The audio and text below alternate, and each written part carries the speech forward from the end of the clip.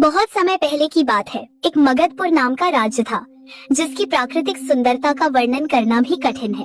चारों ओर हरे भरे वन, कल कल बहती नदियाँ और हवा में फूलों की मीठी सुगंध।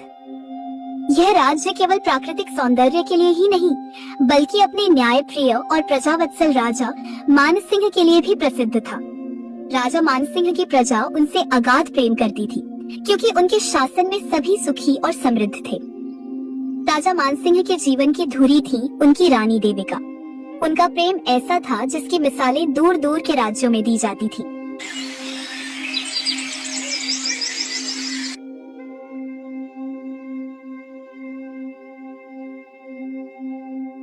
रानी कहाँ है? क्या संदेश है? महाराज, रानी साहिबा अपनी सखियों से मिलने गई हैं। वह शीघ्र ही लौट रही होंगी, आप चिंता न करें। जाओ, उन्हें मेरा संदेश दो कि उनका राजा उनकी प्रतीक्षा कर रहा है। उनसे कहो कि वह जल्द लौटें। इसी प्रेम और खुशहाली के वातावरण में धीरे धीरे समय अपनी गति से चलता रहा। एक दिन राजवैद्य ने महल में यह शुभ समाचार सुनाया। महाराज, शुभ घड़ी आ गई है। रानी देविका गर्भवती हैं। यह समाचार पूरे राज्य के लिए हर्षोल्लास लेकर आया है। अद्भुत! ये समाचार तो मेरे जीवन का सबसे बड़ा सुख है। तत्काल घोषणा करो, दरिद्रों के लिए भंडारे खुलवा दिए जाएं और स्वर्ण मुद्राएं लुटाओ। यह 9 महीने रानी की सेवा में समर्पित होंगे। दासी, सुनिश्चित करना कि रानी को किसी प्रकार का कष्ट न हो। 9 महीने उन्होंने रानी देविका की सेवा में समर्पित कर दिए। उनकी छोटी छोटी इच्छाओं को पूरा किया। राजा और रानी दोनों ने मिलकर आने वाली संतान के लिए सैकड़ों सुंदर सपने बुने। स्वामी, मुझे ऐसा लगता है कि हमारी संतान हमारे प्रेम को एक नया रूप देगी। मैं कितनी सौभाग्यशाली हूँ कि मुझे आपका इतना गहरा प्रेम मिला। देविका, तुम केवल मेरी रानी नहीं, तुम मेरा जीवन हो। मैं बस यही चाहता हूँ कि तुम और हमारी संतान दोनों सुरक्षित रहें। हमारी यह छोटी सी दुनिया अब पूर्ण होने वाली है। अंततः वह शुभ घड़ी आई।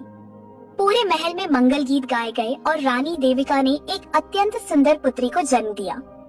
नवजात कन्या का मुखमंडल चंद्रमा के समान तेजोमय था, पर विधाता को कुछ और ही मंजूर था। पुत्री को जन्म देने के कुछ क्षणों बाद ही रानी देविका का स्वास्थ्य अचानक बिगड़ा। महल में खुशी की लहर गहरे शोक और रुदन में बदल गई। महाराज, मुझे क्षमा करें। हमने हर संभव प्रयास किया, पर रानी साहिबा वह अब इस संसार में नहीं रही। झूठ, ये झूठ है। देविका, मेरी देविका मुझे छोड़कर नहीं जा सकती। तुम कैसे कह सकते हो? वह अभी अभी तो माँ बनी है। मेरी दुनिया उजड़ गई। मैं इसके बिना कैसे रहूंगा? राजा मानसिंह का दुख इतना गहरा था कि वह विवेक और संतुलन खो बैठे। उनका प्रेम तीव्र शोक और अपराध बोध में बदल गया। उनके मस्तिष्क ने इस असहनीय पीड़ा का कारण ढूंढना शुरू किया और उनका ध्यान उस नवजात कन्या पर गया। यह इसी के कारण मेरी देविका आज मुझसे दूर हुई है। यह मासूम नहीं, ये मेरी प्रियतमा की हत्यारिन है। इसने मेरी खुशियों को लील लिया है। मैं इसका मुख नहीं देखूंगा। वह नवजात, जो अब भी संसार में ठीक से आंखें भी नहीं खोल पाई थी, राजा के क्रोध और घृणा का केंद्र बन गई। उनका महल अब उन्हें एक वीरान कारागार जैसा लगने लगा था। एक दिन उन्होंने अपनी सबसे विश्वसनीय धाय माँ और दासी कलावती को बुलाया। कलावती, मैंने तुम्हें बुलाया है क्योंकि तुम सबसे विश्वसनीय हो। इसे मार दो। मैं इस अपशकुनी का मुंह नहीं देखना चाहता। इसी की वजह से मेरी रानी मुझसे दूर हुई है। एक पल भी यह मेरी आंखों के सामने न रहे। इसे मेरे राज्य से, मेरे महल से, मेरे जीवन से हटा दो। राजा मानसिंह के ये कठोर शब्द सुनकर दासी कलावती का हृदय करुणा से भर गया। वह नवजात कन्या फूलों से भी कोमल थी। महाराज, हे राजन, शांत हो जाइए। आप इतना बड़ा अधर्म मत कीजिए। यह बच्ची मासूम है, इसका क्या दोष? आप इस समय गहरे दुख में हैं, इसलिए आपको उचित अनुचित का भान नहीं हो रहा है। सोचिए, यह बच्ची माँ के जाने का गम आपको देने नहीं आई है, बल्कि आपकी वंश बेल को आगे बढ़ाने आई है। अगर आप इसे मार देंगे तो आपके सिर पर एक अबोध की हत्या का पाप लगेगा। जिससे आपकी आत्मा कभी शांत नहीं होगी। रानी देविका की आत्मा भी यह देखकर प्रसन्न नहीं होगी। महाराज, मैं इसे मार नहीं सकती, मुझे आज्ञा दीजिए। मैं इस राजकुमारी को पालूंगी। यह इस महल में रहेगी, पर मैं इसे आपकी दृष्टि से दूर रखूंगी। आप इस बच्ची के जीवन पर इतना बड़ा अन्याय मत कीजिए। कलावती के ये मार्मिक शब्द और उनके विवेकपूर्ण तर्क सुनकर राजा मानसिंह का क्रोध कुछ शांत हुआ। उन्होंने अनिच्छा से सिर हिलाया। ठीक है कलावती, मैं तुम्हारी निष्ठा का सम्मान करता हूँ। तुम इसे पालो, पर इसे मेरी आँखों से दूर रखना, और इसका नाम आज से अभागिनी होगा। ये इस महल के लिए और मेरे जीवन के लिए केवल दुख और अपशकुन लेकर आई है। राजा द्वारा त्याग दी गई, पर दासी कलावती द्वारा अपनाई गई राजकुमारी अभागिनी का पालन पोषण शुरू हुआ। कलावती ने उसे अपनी बेटी की तरह पाला। अभागिनी महल में रहती थी, लेकिन उसे किसी भी राजकुमारी जैसा सुख, सुविधा या सम्मान प्राप्त नहीं था। राजा मानसिंह ने उसे पूर्णतः भुला दिया था। महल में उसका जीवन एक नौकर की बेटी जैसा था। बचपन से ही उसे कठोर परिश्रम करना सिखाया गया। वह दिन भर महल के छोटे मोटे काम करती। ओ अभागिनी, ये क्या कर रही हो? ये फर्श अभी भी साफ नहीं हुआ है। तुम तो सचमुच एक दुर्भाग्यशाली लड़की हो। जल्दी काम खत्म करो। जी, मैं अभी करती हूँ, मुझसे गलती हो गई।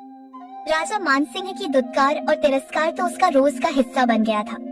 अभागिनी अपनी नियति को चुपचाप स्वीकार कर चुकी थी। वह स्वभाव से शांत और सहनशील बन गई थी। कुछ समय बाद राजा मानसिंह के मंत्रियों और हितैषियों ने उन्हें पुनर्विवाह की सलाह दी। महाराज, अब शोक का समय समाप्त हुआ।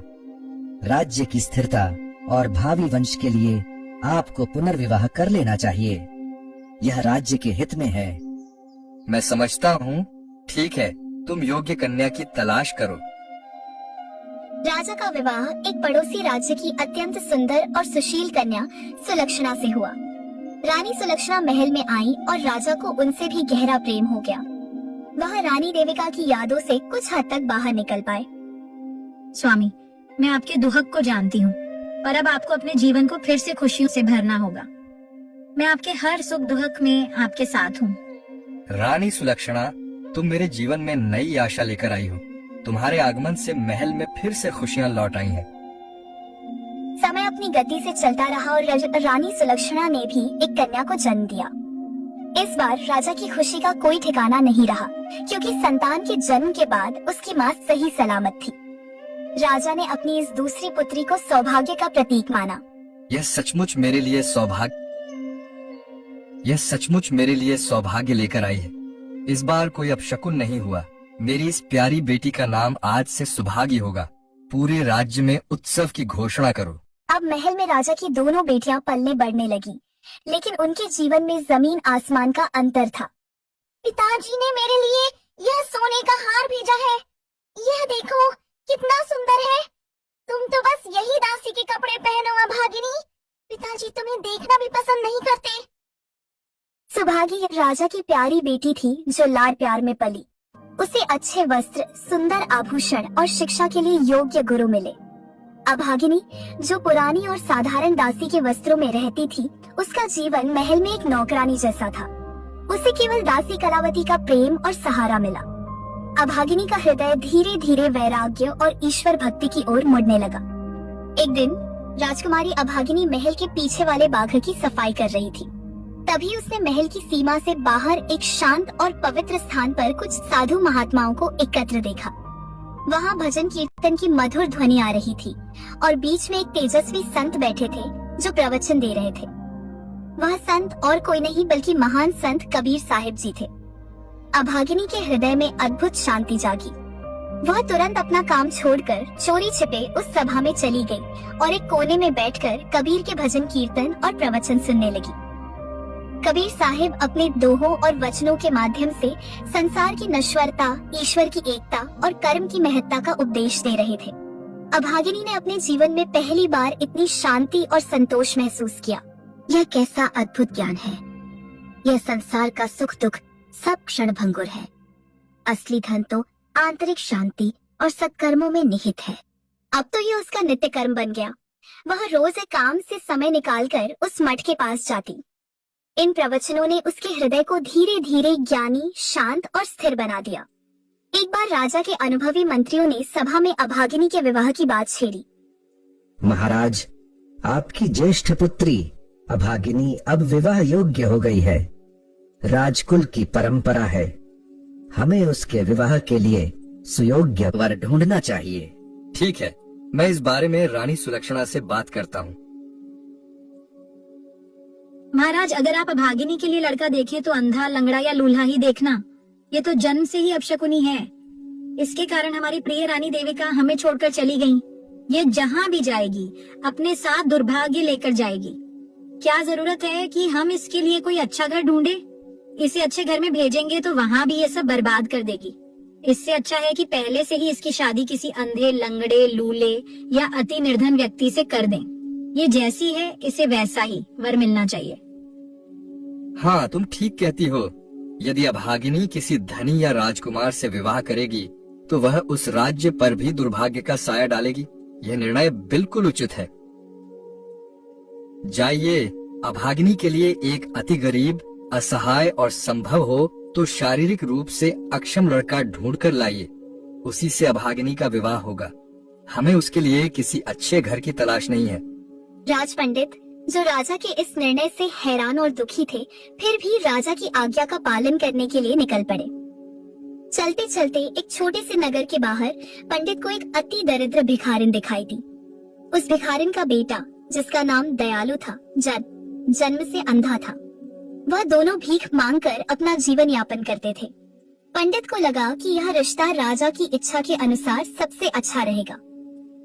माई, क्या तुम अपने पुत्र का विवाह करना चाहोगी? मैं तुम्हारे लिए एक बहुत ही अच्छा रिश्ता लेकर आया हूँ। पंडित जी, आप कैसी बात कर रहे हैं? यह तो अंधा है, इसे कौन अपनी बेटी देगा? हम तो अपना पेट भी मुश्किल से भर पाते हैं, विवाह का खर्च कहाँ से लाएंगे? सुनो, तुम्हारे पुत्र के लिए कोई साधारण रिश्ता नहीं आया है। तुम्हारे पुत्र के लिए राजा मान सिंह की बेटी का रिश्ता आया है। अगर यह विवाह हो गया तो तुम्हारे दिन फिर जाएंगे। तुम गरीबी से बाहर निकल आओगी। राजा की बेटी? हाँ हाँ, मैं तुरंत अपने पुत्र दयालु का विवाह करने के लिए हाँ कहती हूँ। राजा मानसिंह ने बिना किसी धूमधाम या राजसी संस्कार के अपनी बड़ी पुत्री अभागिनी का विवाह उस अंधे और गरीब लड़के दयालु से कर दिया। राजा ने उसे दहेज में एक भी सिक्का, एक भी आभूषण या किसी प्रकार का वस्त्र नहीं दिया। यह विवाह राजा के लिए केवल अभागिनी से छुटकारा पाने का एक साधन था। इसके कुछ ही दिनों बाद राजा ने अपनी छोटी बेटी सुभागी का विवाह एक धनवान, सुंदर और प्रतापी राजकुमार से बड़ी धूमधाम से किया और लाखों का दहेज दिया। दोनों बेटियां अपनी अपनी ससुराल चली गईं, पर उनके भाग्य की रेखाएं पूरी तरह से विपरीत थीं। जब अभागिनी अपने ससुराल पहुंची तो वह एक छोटे से नगर के एक जीर्ण शीर्ण झोंपड़े को देखकर हैरान रह गई। वहां चारों ओर गरीबी थी। घर में न तो खाने के लिए पर्याप्त अन्न था, न रहने का कोई उचित प्रबंध। उसके पति दयालु और सास दोनों भीख मांगकर अपना जीवन यापन करते थे। अभागिनी ने अपने मन को शांत रखा और इस नई परिस्थिति को भी अपने कर्म के रूप में स्वीकार कर लिया। सासू माँ, घर में खाने को कुछ नहीं है। मेरी माँ दासी कलावती ने मुझे विदाई के समय कुछ सूखे चावल दिए थे, मैं इन्हें ही आज पका लेती हूँ। आप इसकी चिंता न करें। ठीक है बेटी, अब जो है उसी से काम चलाओ। अभागिनी ने वह थोड़े से चावल पकाए।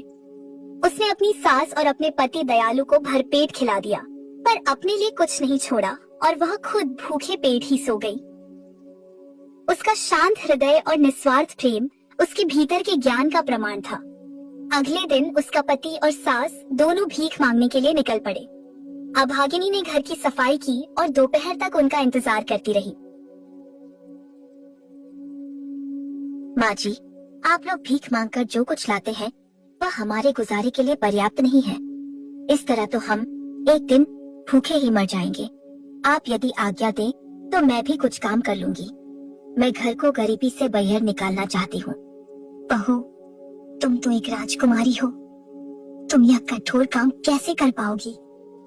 तुमने तो कभी कष्ट नहीं झेला होगा। हाँ, मुश्किल तो होगी, पर मैं कर लूंगी। वैसे भी मुझे अपने पिता के महल में काम करने की आदत है। मेरा जीवन कभी भी राजकुमारी जैसा नहीं रहा। अगर आप लोग गरीबी में जी रहे हैं, तो मैं भी उस गरीबी में अपने कर्म से नया जीवन भर दूंगी। बहू, तुम इतनी गुणवान हो, इतनी रूपवान हो, इतनी विनम्र और सहज हो। मुझे यह समझ में नहीं आ रहा कि तुम्हारे पिता ने तुम्हारा विवाह मेरे जैसे गरीब और एक अंधे लड़के के साथ कैसे कर दिया। वह तो सचमुच एक क्रूर इंसान है। अभागिनी ने अगले दिन बाजार से अपने बचे हुए पैसों से केवल एक टोकरी ककड़ी खरीदकर बेचने चली गई। उसने ककड़ी को बहुत सलीके से सजाया और एक शांत स्थान, जो कि कबीर मठ के ठीक सामने था, वहां बैठकर ककड़ी बेचने लगी। उसकी मधुर वाणी और शांत स्वभाव के कारण धीरे धीरे उसकी सारी ककड़ी बिक गई। सिर्फ 2 ककड़ी रह गई। तभी उस मठ में बैठे संत कबीर साहिब जी को अपनी इस निष्ठावान शिष्या की परीक्षा लेने की इच्छा हुई। वह जानना चाहते थे कि कठिन परिस्थितियों में भी अभागिनी का हृदय कितना शुद्ध और निस्वार्थ है। पुत्री, मुझे बहुत भूख लगी है। मेरी यात्रा बहुत लंबी रही है। क्या तुम यह बची हुई 2 ककड़ी मुझे दे सकती हो? लेकिन मेरे पास तुम्हें देने के लिए पैसे नहीं हैं। हे महात्मा, आप तो मेरे पिता समान हैं, मेरे गुरु समान हैं। अगर आपको भूख लगी है तो आप यह ककड़ी सहर्ष खा सकते हैं। मुझे पैसे नहीं चाहिए। मेरे पिता तो मुझसे नफरत करते हैं, वह मुझे देखना भी पसंद नहीं करते, और मेरी माँ कलावती को छोड़कर मेरे पति अंधे हैं और मेरी सास भीख मांगती है।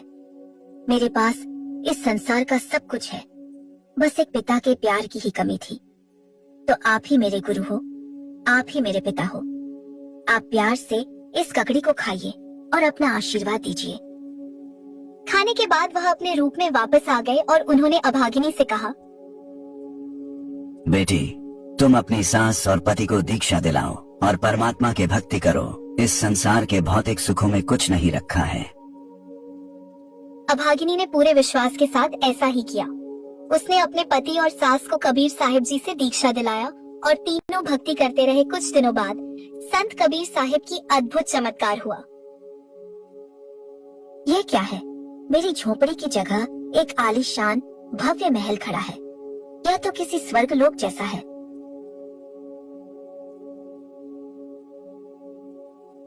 बेटी, यह सब क्या है? क्या हम स्वप्न देख रहे हैं? माँ जी, यह और कोई नहीं, यह गुरु जी की कृपा है। वह पूर्ण परमात्मा है। मैं उन्हें पहचान नहीं सकी थी। यह उनकी दया है। तभी उसका पति दयालु वहां आया, लेकिन इस बार वह पहले जैसा नहीं था। उसके चेहरे पर तेज था और उसकी आंखों में रोशनी थी। देखो, मेरी आंखें वापस आ गईं। मैं देख सकता हूँ। मेरी दृष्टि लौट आई है। यह सब देखकर अभागिनी अपने आंसुओं को रोक नहीं पाई। वह खुशी से रोने लगी और हृदय से संत कबीर साहिब को बारंबार धन्यवाद देती रही। अभागिनी और दयालु अब अत्यंत धनी और सुखी थे। उन्होंने सबसे पहले अपने नए महल के पास एक भव्य कबीर मठ बनवाया। अब वे हर रोज वहां भजन कीर्तन करते थे, साधु संतों को भोजन कराते थे और गरीब व असहाय लोगों की मदद किया करते थे। उनका जीवन अब पूरी तरह से सेवा और भक्ति को समर्पित हो गया था। इधर अभागिनी के पिता राजा मान सिंह अपने राज्य में धीरे धीरे गरीब और कमजोर होते जा रहे थे। रानी सुलक्षणा के अपशकुन, राजा के अहंकार और अभागिनी के प्रति किए गए अन्याय के कारण उनके राज्य से समृद्धि दूर होती जा रही थी।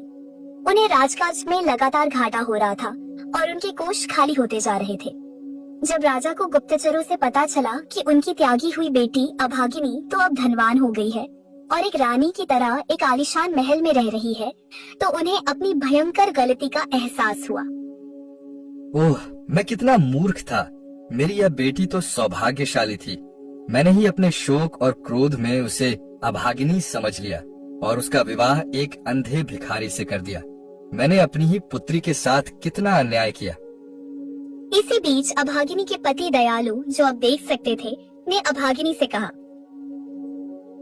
प्रिय, हमने कबीर मठ बनवाया है तो हमें अपने ससुराल को निमंत्रण देने जाना चाहिए। राजा मानसिंह को हमें आदर से बुलाना चाहिए। बेटा, तुम कौन हो? किस राज्य से आए हो? महाराज, मैं वही अंधा और गरीब हूँ जिसके साथ आपने अपनी ज्येष्ठ पुत्री अभागिनी का विवाह किया था। राजा को अपने दामाद को इस शाही रूप में देखकर बहुत शर्मिंदगी महसूस हुई। उनकी आंखें झुक गईं। उन्होंने तुरंत दयालु से क्षमा मांगी। मुझे क्षमा कर दो दामाद, मैंने अपनी बेटी के साथ बहुत बड़ा अन्याय किया। मेरी बेटी बहुत भाग्यवान है। इधर अभागिनी की छोटी बहन सुभागी अपने पति के घर जाकर बहुत गरीब हो गई थी। उसके पति का धन धान्य नष्ट हो गया था। उसकी सास उसे ताने मारती थी। इन सब से परेशान होकर वह अपने पिता के घर वापस आ गई। पिताजी, मेरे घर में सब बर्बाद हो गया। मेरी सास मुझे कहती है कि तुम्हारे आने से सब बर्बाद हो गया। मैं क्या करूं? मेरा जीवन दुख से भर गया है। बहन सुभागी, तुम मेरी बात ध्यान से सुनो। जीवन में कोई भी व्यक्ति जन्म से अभागिनी नहीं होता और कोई जन्म से सौभाग्यशाली नहीं होता। यह सब हमारे कर्मों और भाव पर निर्भर करता है। तुम भी संत कबीर साहिब की शरण में चलो, उनके भजन सुनो, दान दक्षिणा दो, गरीबों की मदद करो। तुम ये सब सच्चे हृदय से करोगी तो अवश्य ही तुम पर भी कबीर साहिब की कृपा होगी। देखो, आज तुम्हारे पास जो कष्ट आया है वह तुम्हारे भीतर के अहंकार और तिरस्कार के भाव के कारण आया है। मैंने भी बहुत कष्ट सहा, पर मैंने सेवा और निस्वार्थता को अपनाया। अगर तुम्हारा कर्म अच्छा रहेगा, तुम्हारी भावना शुद्ध रहेगी, तो तुम्हारे घर में सुख और समृद्धि का वास होगा। तुम ईर्ष्या और द्वेष को छोड़कर संतोष और सेवा को अपनाओ। अपनी बड़ी बेटी की यह गहन शिक्षा राजा मानसिंह को भी एक बहुत बड़ी सीख मिली। उन्होंने भी अपने दामाद दयालु और बेटी अभागिनी से कबीर भक्ति के मार्ग को अपनाया। फिर सुभागी ने भी अपनी बहन की बात पर ध्यान दिया और संत कबीर के वचनों का पालन करना शुरू कर दिया। धीरे धीरे वह भी पुनः धनवान हो गई और उसके घर में खुशहाली वापस लौट आई। संत कबीर साहिब की कृपा से राजा मानसिंह, रानी सुलक्षणा, अभागिनी, दयालु और सुभागी सब लोग फिर से धनवान, सुखी और भक्तिमय जीवन जीने लगे। इस कहानी की शिक्षा यही है कि ईर्ष्या, अहंकार और द्वेष से भरा जीवन काल हमें दरिद्र बनाता है, जबकि सेवा, सद्भाव और निस्वार्थ कर्म ही हमें सच्चा सुख और सौभाग्य प्रदान करते हैं।